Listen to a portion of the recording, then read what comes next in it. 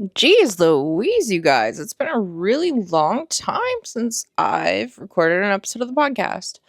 I actually can't sleep, and I have 3 tests in just a couple of hours throughout the day. Starting in a couple of hours throughout the day.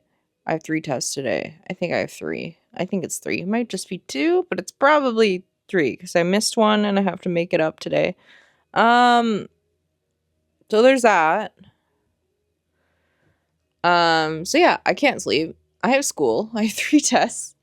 I don't know if I really mentioned this in my last podcast episode. I probably did because I was really busy, but for those of you who don't know, maybe you didn't tune in last time, but I am studying to become a CNC machinist.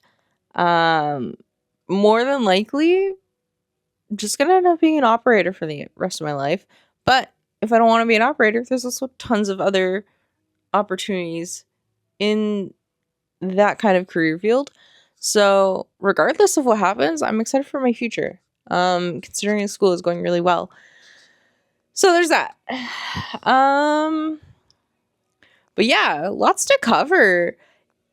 It's been a really long time, and I did want to cover this specifically on this podcast because a lot of you who follow the Midwest emo scene might have noticed that the very first podcast, that is the name of the podcast, Bren was featured on it.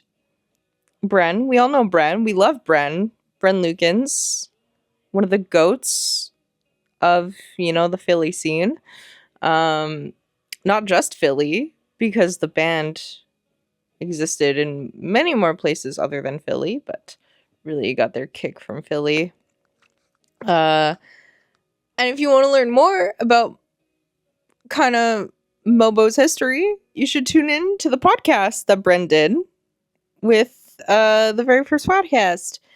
I'm really bad at remembering names. But the lead singer, Touche Amore, is the one who hosts said podcast. Very interesting. I did not know that when I first tuned in, and then he started talking about his own music, and I was like, oh shit, this is Touche Amore's lead singer, and I had no idea. No idea. But I'm glad to know that one of my favorite bands, lead singers, has a podcast and talks to other bands in the scene of multiple genres from the sounds of it. And number 2, that Bren was on it. Like, oh my god, it was so incredible. And like, it was quite an emotionally heavy podcast. A little bit of content warning for that. They talk a little bit about their grandma's death. But I think overall, you get a lot of insight into modern baseball as a whole. And I really, really, really loved listening to that podcast, learning more about my favorite band. I just posted a TikTok as well of my new tattoo. Not the best TikTok I've ever made, but it was fun to make. It was a little silly little thing. I'm not taking TikTok too seriously, so I'll say that much. But definitely check out the podcast. Lots of cool stuff mentioned in it.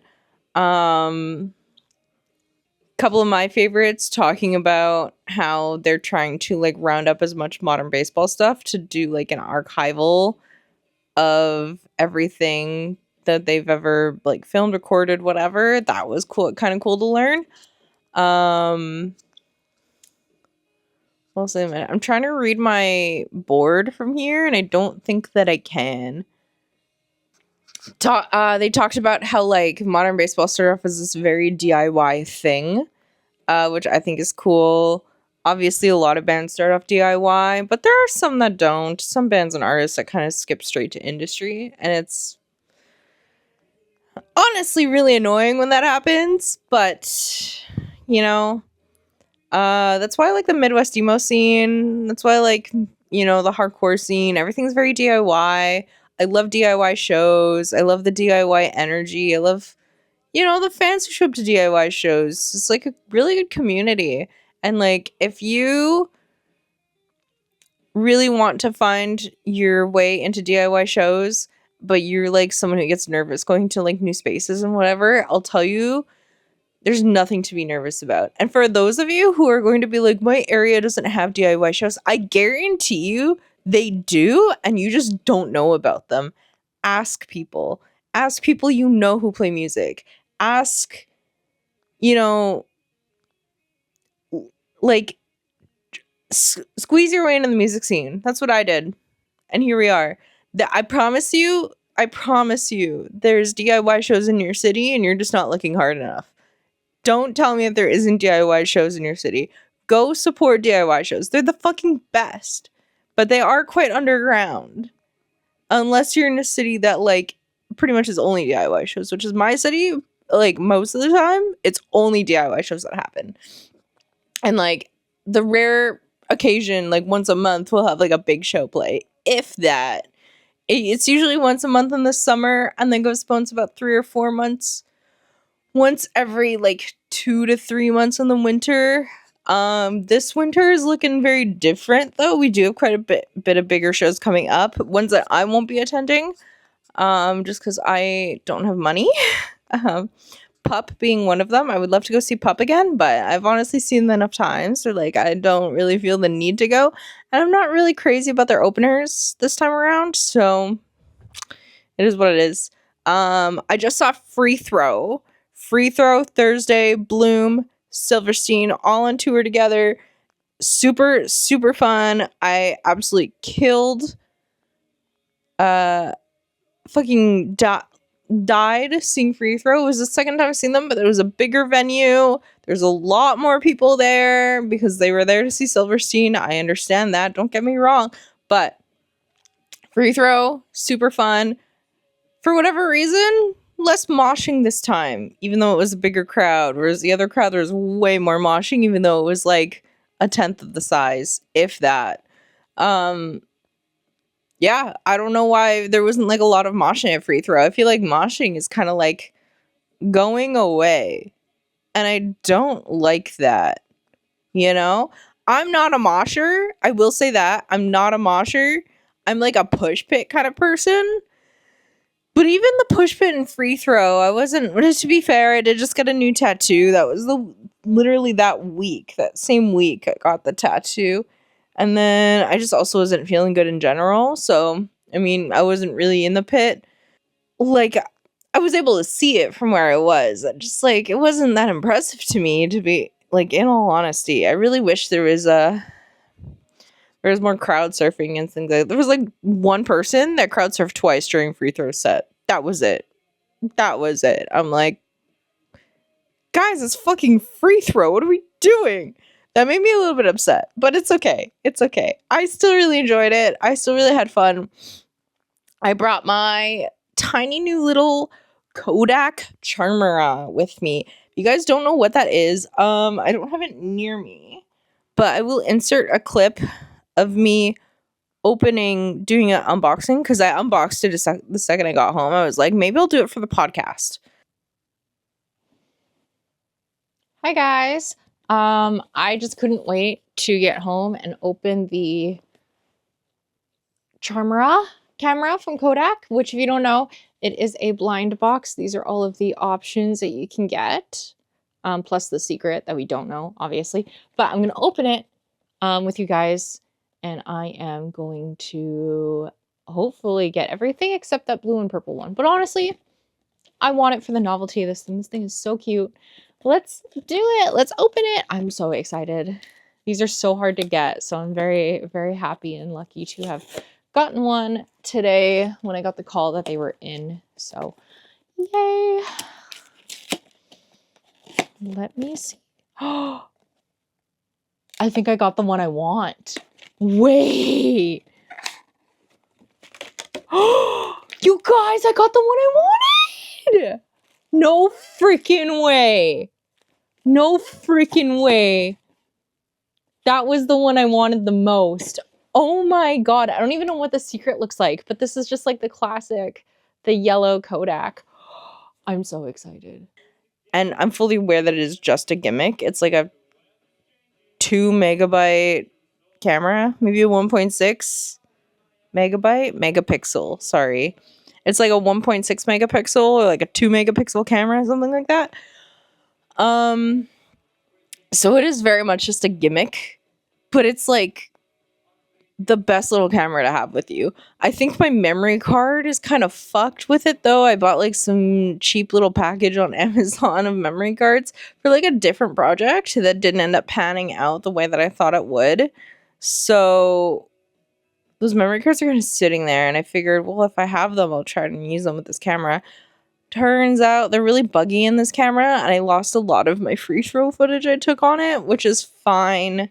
I did obviously take free throw videos on my phone, and those turned out great. But yeah, I'm really sad I lost some certain clips from free throw, but that's okay because I ordered a new memory card that's actually going to be for my Osmo Pocket, which is what I record the podcast on now, since obtaining said Osmo Pocket, because it's way easier to pull this thing out and start recording right away than to pull up my camera, attach it to my gimbal, put my mic on it, make sure the mic's connected properly. It's like a whole thing. It's a whole annoying thing with my like big main camera.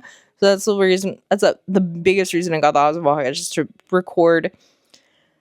That's the biggest reason I got the Osmo Pocket, was to record the podcast, but also to like take it out in the real world a little bit more often. And like, I think it's a better option of recording, especially hardcore shows. Like indie shows and stuff like that isn't really like that big of a deal, or like singer-songwriter type of stuff. I can bring my big camera. But my Osmo Pocket is extremely happy, extremely perfect for stuff like the podcast and stuff. So I'm really enjoying the Osmo Pocket so far. I have no qualms with it. Aside from just like not having enough memory, but that's me buying a smaller memory card to save a little bit of money, which ended up working out because like I said, the memory card in my Osmo Pocket is going to go onto my Charmera. And yeah, I should explain a little bit more about this gimmick of the Charmera. Is the Kodak Charmera, and it's called that because it's a little like keychain camera. If you don't know, it's tiny. It's quite literally like maybe the size of this DJI mic, a little bit like taller, not as wide, I guess, maybe, possibly. I don't know. It's very small. It's very small. It's meant to be a keychain. There is, I believe, 7 different versions you can get. That's 7 with the secret, 6 without the secret. The secret one is super sick. It's like clear, see-through. It's like very like early 2000s vibes. I got the one I wanted that wasn't the secret, but not including the secret, it was like my favorite one. I'm glad I just didn't get the blue one more than anything. I would have been fine with any color, except I didn't like the blue one that much. So I'm glad I didn't get that one.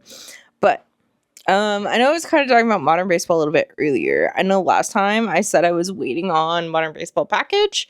I did end up getting the shirt. Obviously, I'm obsessed with the shirt. I love it. It's great. The only qualm I have with it, I will say, it is not a very thick material. I'm used to thick, heavy, oversized t-shirts. I understand this was a crop top. I wasn't sure how it would fit. I think I ordered an XL. Maybe I should have ordered a double XL. I don't know. Something about sleeves that like don't go to my elbow bother me. So this shirt isn't really going to be something I pull out a lot. But I'm glad to have it. It's very similar to how I feel about my speed shirt. But the speed shirt that I have, very thick, very cottony. My speed shirt feels amazing compared to this. Aside from the sleeves. That one is a medium. My speed shirt is a medium, which I freaking hate. But I love that shirt exists. I will eventually be sewing and like adjusting it to make it feel a little bit bigger than it is. But that's a project for another time when I have room, because my sewing stuff is currently a mess. But bringing this back to Modern Baseball, I think I told you guys on the last podcast, I did order the LP with this shirt, and it came in. So, LP, EP, can't remember what that specific album was, but it's the Mobo Presents 30th Anniversary Edition. If you want to know the joke behind that, it was also on the podcast with Bren. But Let me clip this to my shirt while I figure out how I open this with no tools immediately accessible next to me. Actually, if I grab my keys from my jacket, I can show you guys that camera. Because my jacket's right here. Even though I would have already inserted a clip by now. But I want to show you guys, regardless, in a different lighting and settings and stuff. But it is this little guy here. I don't know how well you can see that. It is this little guy here. I'm not very close to like my camera at all, which is why it's hard to show it off. I love this thing to death. Super cute, super tiny little like, you know, keychain moment. Like I said, it comes with the chain, so it's not like you have to go and buy out your own keychain. It comes with the chain. They know it's a gimmick. It is a blind box, if I didn't say that already. I love that thing. I don't care it's a gimmick. I don't care that it's 1.6 megapixels or 2 megapixels or whatever it is. I don't care. It's fun. And that's all that matters. And I just love having fun with like shitty cameras like that, because I'm going to be working on a couple of film projects and I'm going to include a lot of footage with that thing in it. So stay tuned for that. Anyways, in the meantime, let's do a little live unboxing of the album, because the shirt, of course I wanted to wear immediately, but I wanted to save this specifically for you guys. I wasn't in a rush to open the album.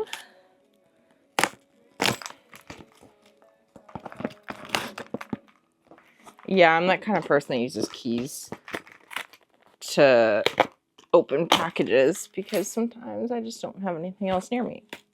And that's okay.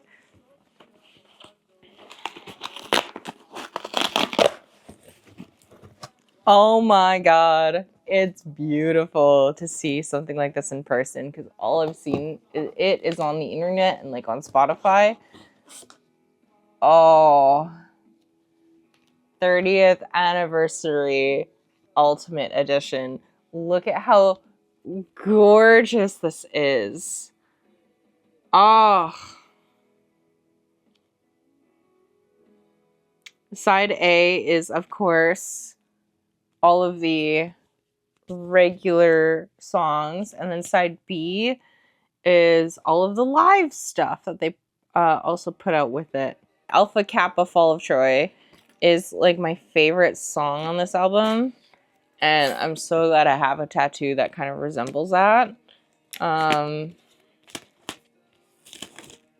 And I've always wanted a spider tattoo, so I'm really glad to finally have one. I'm glad it ties into modern baseball a little bit. For whatever reason, I didn't think this was a full-size guy, but it's full size. I thought this was going to be like a 7-inch. What else does it come with? This is like little... Oh yeah, lyrics. These tracks are pulled from an assortment of altered course sessions recorded in July 2015. Thrash Particle Live, and then it lists all of them. Thank you to Lamo Records, our families and friends, the Mobo team, our family at Run for Cover Records, all the friends who have accompanied us along the way. To Eric, Emily, Jake, Jess, everyone in the band, pretty much. I love modern baseball. Like, look at this. Oh, this is incredible. Oh, it was an EP, but now because of the extra stuff, it's an LP. Okay, that's why I was getting confused. But it shows it right there on the on the record. That's so sick. I don't even remember which color I ordered. Oh. Wait, you guys got to see this. Oh! Look at that. Look at how pretty that is. I know they did like the recycled plastic vinyls. I think those sold out by the time I was able to order this, which means it sold out in just like a couple of days, because it only took me a couple of days to order this. But yeah, that's everything that's in there. But that's super cool. It's super fun. I am stoked about this. I am super happy. I love the quality of like the cover, the like holder for the vinyl. I love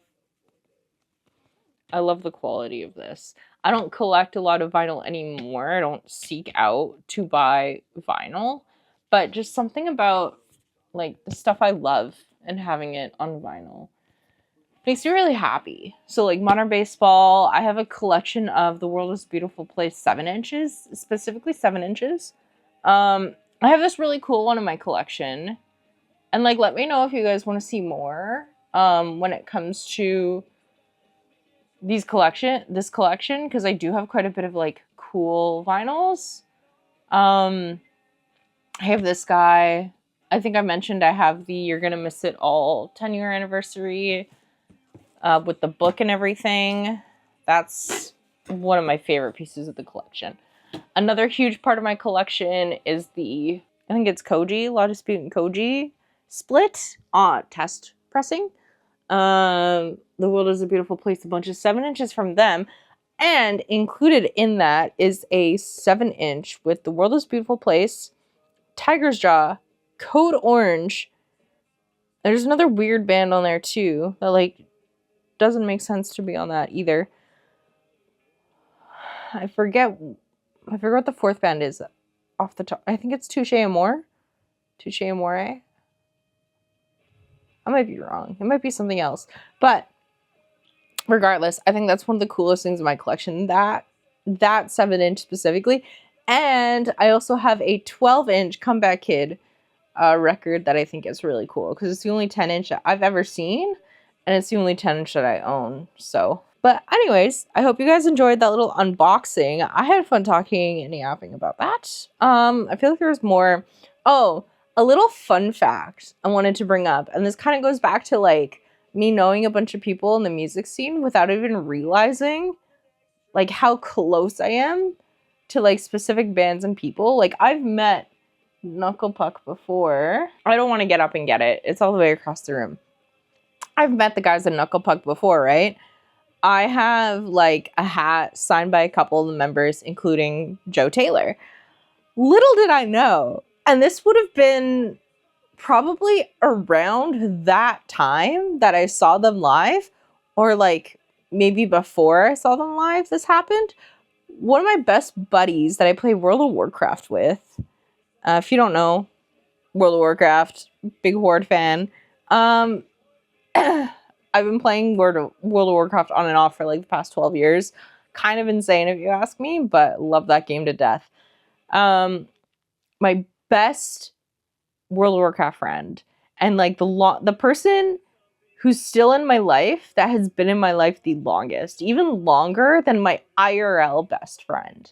I've known this person for 14 years. I always constantly forget this, and then every time we talk, it's like brought up somehow because like we always talk about music too. And so every time we hang out, it gets brought up, I'm pretty sure. But like I've known this for a long time. I just keep forgetting. But he dated Joe Taylor's sister. And I think that's so funny how close I am to Knuckle Puck without even realizing it in terms of like second degree friend. You know what I mean? Like like I know someone who dated Joe Taylor's sister and I met Joe Taylor. And I could have been like, yo, you probably know my friend, what's his face? And like, if I met Joe Taylor and the guys in Knuckle Puck now, that would definitely be something I'd bring up to them. But when I was younger and when Knuckle Puck was one of the first bands that I ever like met, I was so starstruck in that moment. I was like, I don't know how to talk to these people, you know? And then growing up, meeting more people in bands, you realize they're kind of just other people. And so if I were to meet them again with the information I have now, I'd be like, yo, Joe, what's up? One of my friends used to date your sister. I think that's so funny. And then he'd be like, oh, what? Who? And I'll be like, I don't remember his name. I only know him by his online name. Which is actually so funny that I don't remember his name, but he's definitely told it to me before, and I have no idea. I know it's so funny because I know his like fiance's real name, but I don't remember his real name at all. And it's so funny. I'm probably gonna send this to him as a joke, but yeah, I just think it's really cool that he dated Joe Taylor's sister, and so I'm like second degree kind of away from that. I think it's so funny. But I do know a lot of people in bands. Like, that's no exaggeration. Like, I've met a lot of people. I remember meeting Rarity, and I got more excited meeting their photographer, Brandon DaCosta, more than actually meeting the band. But Loden, who's the Rarity's lead singer, that I got to meet recently, was doing like the VIP merch for Free Throw and stuff, and they said something about coming back to Winnipeg, so I'm much excited about that. I love Rarity. Rarity is actually the band that got me into, let me restart that sentence. Rarity was the start of my Midwest emo pipeline. Like Rarity and Knuckle Puck, because those are the Rarity show where they played with, I'm gonna have to look this up. I'm so sorry. I can't believe I forgot the name of this band. Yeah, okay. So here's the thing. Rarity was one of the first bands I saw. The first band I ever saw, actually, band, artist, whatever. Lights, her acoustic set of her black hair era. No, sorry, her blonde era. The first blonde era she had. I don't know if you guys remember what I'm talking about. I cannot remember the name of the album at the moment, but it's the acoustic album that she put out. And that was the album that came out for that tour that I saw her at. And then I saw her again. This would have been when she dyed her hair red. Right after the blonde. That was the second album I saw of hers, but not the first show. And I've seen many between those two shows, obviously. But let me get back to my point. Rarity played with Youth Decay, and I can't remember who else. One of the most transforming shows I've ever seen. It was that show was the reason that I've started becoming a music photographer and started like caring about music and going to concerts as much as I have. I would say that show is what made me fall in love with the DIY scene, even though it wasn't really a DIY show. You know what I mean? I don't know how to explain it. It felt DIY, but it wasn't like DIY to my knowledge. But after getting into music and like really digging deep and like realizing that like members of Comeback Kid were in Youth Decay, kind of made me realize that's not like your typical DIY show, but it's a DIY show for those guys because they're playing in like a side project kind of thing. You know what I mean? So, but because of the venue, it didn't really feel super DIY. But then I started getting into other shows, and like Knuckle Puck was the first band I really like met, and that kind of changed the trajectory for that as well for me. That was a very transformative moment in my life as well. Love Knuckle Puck to death. For one of the first bands I ever actually got to like talk to and meet, and I have a hat signed by 3 out of 5 of the members. I wish I could get signed by the other 2. I wish they would come back to Winnipeg. It's been since 2017? They played with Mayday Parade. I don't know if anyone remembers that tour, Knuckle Puck and Mayday Parade, but it was an incredible tour. Yeah, I think that's all I really have to say about the Midwest emo stuff. Nothing to my knowledge, nothing else has really come out lately. Although I will say it's such a shame when you see bands posting tour footage of new songs, but that tour isn't coming to your city, and you can't go to any of the other cities because it just doesn't work with your schedule. And then now you have to sit here and wait for the new songs to drop when all you want to do is listen to them because they sound really good. If you don't know, there's lots of bands who do this. There's so many bands who do this.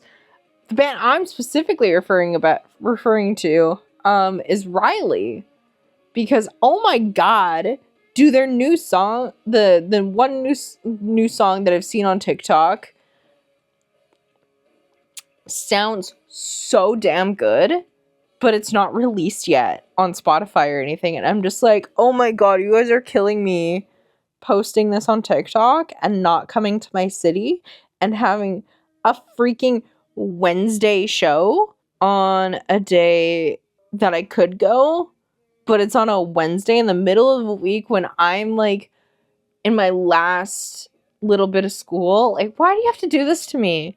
I wanted to go to Toronto. It was the same night as Lauren Hill, and I went to Lauren Hill to take photos, so like I can't complain. But at the same time, I'm like, damn, I just really wanted to see Riley, you know? I want that new song to come out so bad. I'm done on that little rant. But yeah, that's everything I wanted to cover with like Midwest emo stuff. And then, like I said, I wasn't really going to talk about my personal life. I'm not going to give like details out specifically, but man, things have been happening in my personal life. And it's been a little crazy. Actually, I'm going to a speed dating event tomorrow. The day after this is recorded. I don't know if I'm going to edit this like when I get home later or whatever. And maybe I'll do like a little review, whatever, of the speed dating event too. I think it would be fun to do that. Oh, I forgot to tell you guys too. I think it's best to include this in this section instead of doing like it during like the Midwest emo music section, because it's like a different thing. It was an event. I went to Kurtis Connor, and if you guys know who Kurtis Connor is, you get it. You know, big fan of Kurtis Connor. I've been a huge fan of Kurtis's content for a very, very long time. Very long time. It was very cool to see Jacob in person too. I'm really sad. I was hoping to meet him. I waited for about 45 minutes after the show ended to see if he was gonna like come out and like talk to fans and stuff. But I guess I would have had to have waited longer. I did see someone in my city who did get to meet him on TikTok. I'm really sad it wasn't me. No, I'm just kidding. It was cold. It wasn't that big of a deal to me. I wanted to do like a little review of the show in this podcast, and I think that's a good idea. I was debating on if I should or not, but I feel like I have some very interesting things to say as a huge Kurtis Connor fan, and I wanna kind of say some things about the show too. Like just some things there were a couple of things that bothered me a little bit. Now, I do want to say, I go to the Burt a lot. The Burt and Cummings Theater. That's where he played in Winnipeg, right? Great venue. Not my favorite venue for stand-up comedy. Not a lot of options for stand-up comedy. But I feel like if it could have been an option, the Park Theater, definitely not as much capacity. I will say that. I understand why he chose the Burt, but I think the Park Theater would have been freaking awesome to see him play. Again, I understand it's not nearly as much capacity as the Burt, and like, of course, he sold out the Burt. There was maybe like a couple tickets left, but he definitely sold out. The only reason I know why he sold out is because when I was trying to buy two times. I was trying to buy a ticket on one of the bottom sections, because for the Burt and Cummings, if you've never been to the venue, never heard of that venue in your life, it is a venue that's got the main floor, chairs, whatever. It's got the main floor. It has a second balcony, and it has a third balcony. I was trying to buy tickets for the main floor, right in front of the stage, right? Where you would normally sit for like shows and stuff. I was trying to buy a main floor ticket twice, 2 separate times. Both times, they sold out as I was checking out. I don't know how Ticketmaster was allowed to do that. I don't know why there wasn't like a timer while I had it while I was checking out, the way that there normally is. You know, when you add it to cart, you go to check out on like Ticketmaster. Normally there's like a 5-minute, 10-minute hold on the ticket until it's purchased. Did not happen. I went to go try and buy a ticket. It's gone. Fuck. Okay, let me buy the other one that was in the other section. on the main floor, checking out. I go to, like, I'm literally in the payment section. I go to hit pay, it's gone. They're like, oh, it didn't go through. I go back to the page. I'm like, it's not available anymore? What the hell? Like, Ticketmaster, like, isn't supposed to sell a ticket if it's in your cart already. I understand there's nothing Kurtis could have done or Kurtis's team could have done to prevent that from happening. I understand that that's a Ticketmaster issue. There needs to be something other than Ticketmaster. We can't keep using Ticketmaster. Some local venues have been using something called 3 Common, and that seems to be a little bit better. There's still service fees and things like that. Of course there is. There's always going to be. But it just seemed like a better option. But I don't know how a website like that would work for the Burr, where you kind of have to like choose seats and stuff. Because like that venue mostly, or that 3 Common, I've only really seen for like venues that don't have seating, that doesn't have chairs. It's just GA is the whole venue. You know what I mean? So I don't know how that would work with something that has like specific seats and sections and things like that. I just think there needs to be a better option than Ticketmaster, because twice I got kicked out of my purchase of a ticket when I shouldn't have been. So Ticketmaster needs to do better. We all know they won't. I feel like we need to find alternatives to Ticketmaster for sure, because that was the fucking stupidest experience I've ever had to go through buying a ticket. Like, I've bought plenty of tickets for plenty of things. That was the worst experience I've had ever trying to buy a ticket for something, because I would have killed to be in the front, closer to the front, for Kurtis Connor. And unfortunately, it didn't happen, because I was now forced to buy a ticket on the second balcony,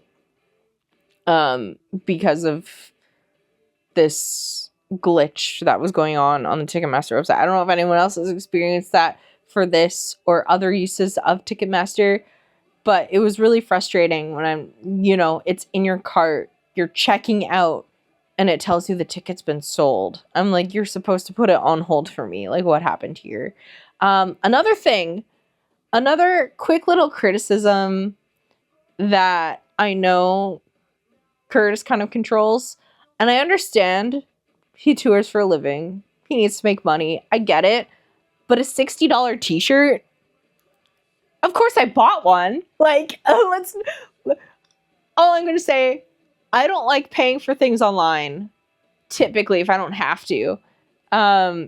Modern Baseball LP, obviously I have to buy that online. There isn't anywhere in Canada that is going to sell Modern Baseball merch, and I know that for a fact. So that I obviously had to buy online. But Kurtis, $60 t-shirts. That's ridiculous. You live in Canada. You know how crazy everything here is. And I understand. He's got a team. He's got to pay for things. He's got to pay for the tour. He's got to make sure it's profitable. Whatever. He's sold out an insane amount of his Canadian shows. And I know that because I watch his podcast. I watch his videos. He talks about it in a lot of his things. In a lot of his content, he like mentions, when shows get sold out and stuff. He was just saying both Calgary shows got sold out. On the podcast he put out, I think the night that he played the Winnipeg show, $60 t-shirts. I understand that he's got a team and he has to pay for the tour, he has to make sure it's profitable, things like that. But I also know he makes a lot of money from YouTube, from his sponsors, from his podcast, things like that. Like, he has all these other revenue streams. He's got all these other revenue streams. And I understand that money might be separate to, like, what he lots for tour. I get that. Don't get me wrong, I get that. And I get he's got a team he has to pay for. He's got merch he has to pay. I understand. But I still, regardless of all that, you know how I just said I saw Free Throw earlier this month? Like, probably a week prior to seeing Kurtis Connor? Literally a week prior to seeing Kurtis Connor, I saw Free Throw with Silverstein. Silverstein is an international name. People know Silverstein. They're one of Canada's biggest like bands in the hardcore, post-hardcore, whatever you want to call them, scene, right? Even their shirts were only like $40. I think even if Curtis priced his shirts at like 45, $50, it feels a lot better than 60. And I guarantee you he probably still would have made a profit with that. $60 shirts is just crazy to me. Honestly, I didn't have a beef with any of the other prices. I think $110 for a hoodie is also absolutely ridiculous. I don't think a hoodie should cost more than $80. I've been to countless concerts over the course of the years.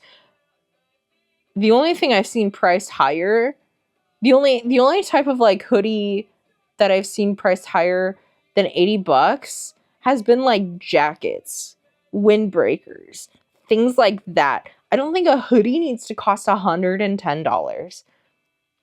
And again, I understand how expensive touring is. Don't get me wrong. But if bands can do it at a profit with $40 t-shirts and $80 hoodies, I think Kurtis can too. He's not, no offense to Kurtis, he's probably doesn't have as big of a team as a band does, right? Bands have roadies and like lighting directors and like sound operators and like,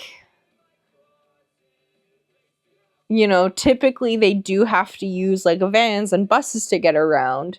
Kurt literally was saying that like he just flies between cities. So like and of course flying is more expensive than driving. Well, flying can be more expensive than driving, but depending on when you're buying your tickets and considering this would be something that has to be planned so far in advance, he's probably getting a pretty good deal on plane tickets, if I'm being totally honest with you. I don't understand. I don't understand why your shirts had to cost $60 and why your hoodie was $100. I didn't buy the hoodie. I could not afford that hoodie. I'm going to be perfectly clear. I did buy a t-shirt because I'm like, I don't know the next time Kurtis is going to be in town, first of all. And second of all, I don't know if he'll ever come back to Winnipeg. You know what I mean? I will say, despite the negative things with Ticketmaster and prices of merch, I will say, I do love the merch designs. I did really enjoy the designs, which is why I'm like kind of upset. Because if that hoodie was $80, I would have bought that instead of a shirt. I would have. But $110, I couldn't justify that. $60 for a t-shirt, great. I was expecting to spend like $80 on a hoodie, and the hoodie was $110. So I bought the shirt instead. Great. And of course, like I said, like I don't like buying things online if I don't have to. And I know Kurtis would come to Winnipeg at least once in his touring career, and he has. And like I said, I don't know if he'll come back. I don't know if I would see him if he did come back. And here's my reasoning for that. I enjoyed Jacob's set a lot more than I enjoyed Kurtis's. And I have a reason for that. There is a very specific reason for that. Even though I know a lot of people might disagree with this. But I felt like the only 30-year-old in that venue. I know I wasn't. I know there was like moms and parents and things like that in the venue. Like I saw them around, whatever. But like in the kind of where I was sitting and the people who were like directly around me, I just felt so 30 compared to everybody else. You know what I mean? Like I felt like so old compared to a lot of the people that I was seeing there. And that's not a bad thing. Don't get me wrong. But it means I don't get excited about things I used to get excited for. Like I don't get as excited for things as I used to. So just seeing Kurtis like 5 years ago, I would have lost my mind. I would have been like, holy shit, it's Kurtis Connor. He's coming to Winnipeg. I can't believe it. Like, and then there I would have been like, oh my God, I can't believe it. Like, I would have been in awe the entire time. I feel like Jacob's set was way funnier because I don't know if Jacob makes content on YouTube. I think when I last tried to look it up, I couldn't find anything. I don't know if he's like an online guy. But there really isn't a lot of content with Jacob from what I've noticed. Aside from the videos that he occasionally makes with Kurtis, which I will say, the last video they did together with Kurtis's like levitating toy thing, that was a good video. That's probably one of my favorite videos he's put out in a really long time. It was really funny, and I'm not gonna lie, the cancer jokes that Jacob makes every single time he's in a video with Kurtis, or like even on stage, he told a couple of cancer jokes. It was funny, right? It's funny. I don't know why that's so funny to me, but it is. Here's the thing with Kurtis's set. I'm like a chronic Kurtis watcher. And what I mean is, like, I refuse to miss a video of his. I refuse to miss a podcast of his. I am locked in. If Kurtis is releasing a video, I am watching it. That doesn't just go for Kurtis. That goes for Sad Boys. That goes for Jarvis's like content outside of his podcast. That goes for Drew's content. That goes for Eddie's content. That goes for Danny's content. That goes for Ted's content. Basically that whole group of people. Like all of those people I mentioned, they're all friends with each other. You know what I mean? It's just something about that. I love like watching all of their content, but like not just because they're all friends with each other, like individually, all of their content is very good, but it's even funnier when it all relates to each other too. Or when they like, there's a little pop up of like each other in their videos that you don't expect. I'm a chronic watcher of Kurtis and all of, you know, these other people's videos. And because of that, I know a lot of things that Kurtis has said in the past. I will say, there were things I didn't know about Kurtis that he kind of talked about during his set. And I truly believe, to an extent, they were like, here's the thing with comedians. And you have to understand this. I still have a hard time kind of like wrapping my head around this. But they exaggerate their stories or sometimes just straight up make them up. With Kurtis's set, I feel like a lot of the stories that I didn't know about, they like very emotional. At one point I literally almost started crying during his set. They're just like such a moment where he was like talking about certain things that like really put me to tears. It made me really feel like emotions I haven't felt in a while. And so that was good. And a lot of the stories he told, like, I didn't know or he hasn't talked about in his content, but it was cool to, like, hear him talk about them on stage. It felt a little slower paced than I expected. I'm not gonna lie. I understand stand-up comedy is not gonna feel the same as a YouTube video. At all. I understand that. I know that it's not going to feel the same as a YouTube video. YouTube video might be a little bit more fast-paced, whatever. I just feel like with what I expected with Kurtis was like a little more jokes than we actually got. And we got a good amount of jokes, don't get me wrong. I just was expecting more.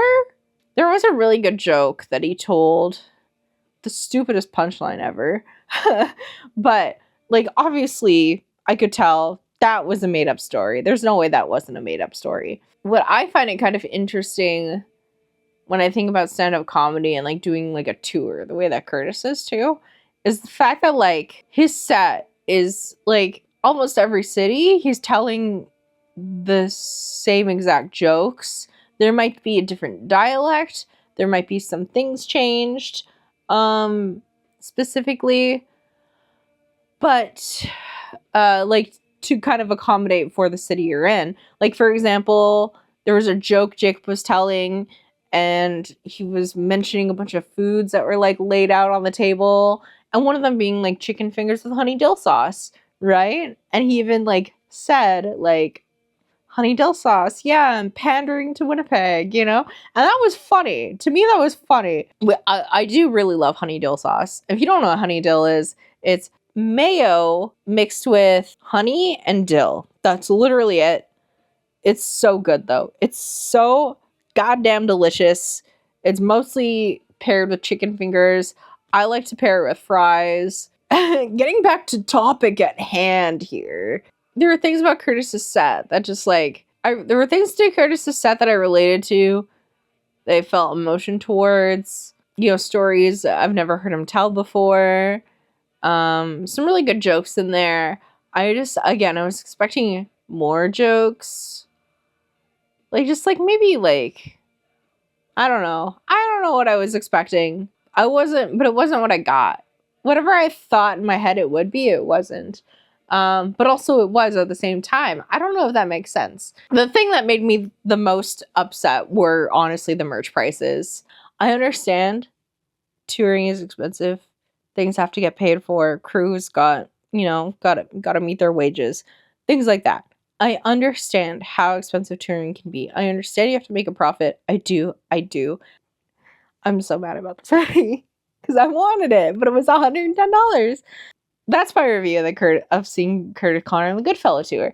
Again, I am upset about the merch, but I still bought it because I love, not only do I appreciate when bands have like good merch, or not just bands, but like events, things like that. I love when they have good merch. I hate when it's too expensive. I love when there is something cheaper than what I was expecting to pay for, to spend, cheaper than what I was expecting to spend, that is still like in my style. I think the Goodfellow World Tour shirt, the red one with all the tour dates on the back, I love stuff like that. I love when like, you know, my city is on the back of a sweater or a hoodie or whatever, and like you get to be like, yeah, like I saw them when they came here, kind of thing. And so I did buy that like red shirt with the tour dates on the back and stuff that Kurtis Connor had, with the like tour poster essentially on the back of the shirt. And again, I bought it because it was less than my overall budget, but it was more than I expected to pay for a single t-shirt. I'm still happy it was in my budget for what I was expecting to spend on merch. But I'm just like, if the hoodie was $80 and the shirt was $40, I would have bought both. And I really need you to think about that. Because like that is like over my budget, but it's in a way where it's manageable. Where if it was where when it's a $60 t-shirt and a $110 hoodie, you're like, oh, that's now almost $200. I can't spend that. That's crazy. But if it's a $40 hoodie or a $40 t-shirt and a $80 hoodie I think is what I said. That's $120 and you're getting two things? That's pretty reasonable. But when you're spending almost $200. Oh, that's where I draw the line. That's where I draw the line, man. That's too much to spend on merch.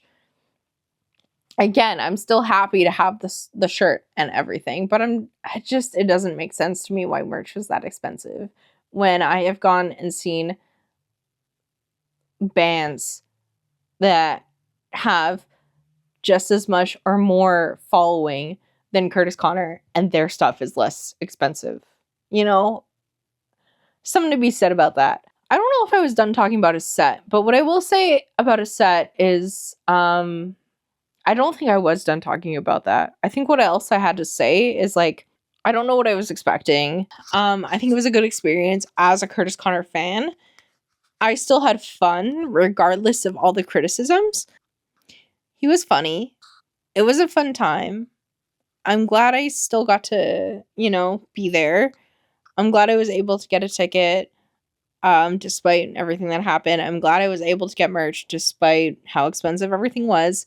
I think because, coming all back to the original reason I wanted to do, like, a talk about this whole thing. I just feel like I kind of expected the jokes that he told. And like, you could say the same for Jacob. I expected the jokes that were told from both Jacob and Kurtis. I'm not going to lie.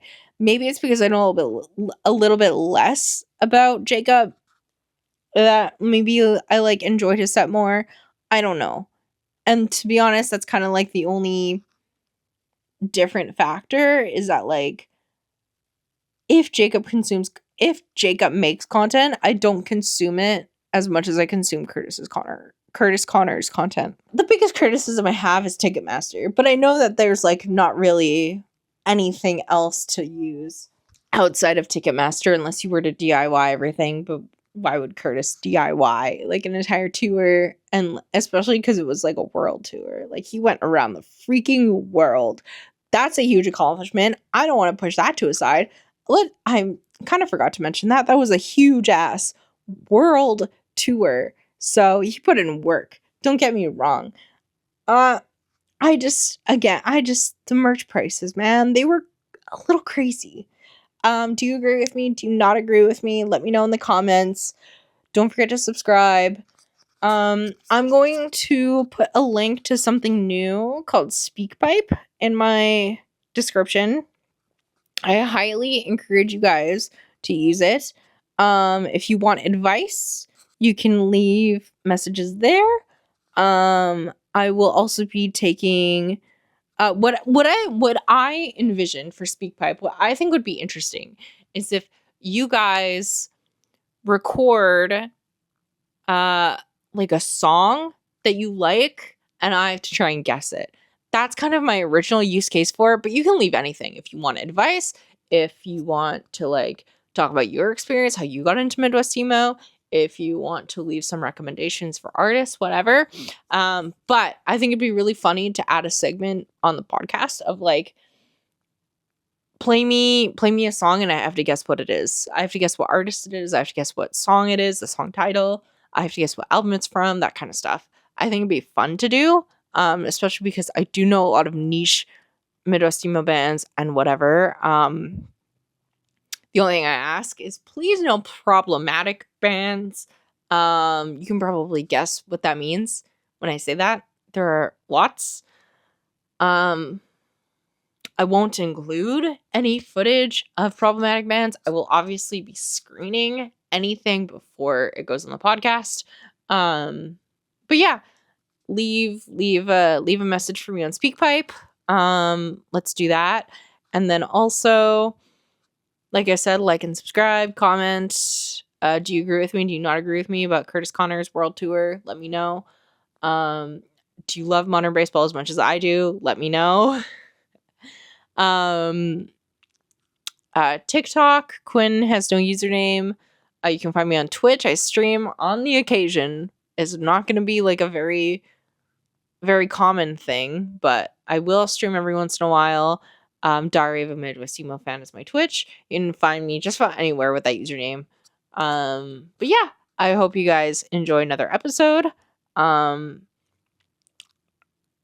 so sorry. I don't mean to keep talking about modern baseball, but I can't help it. Sorry.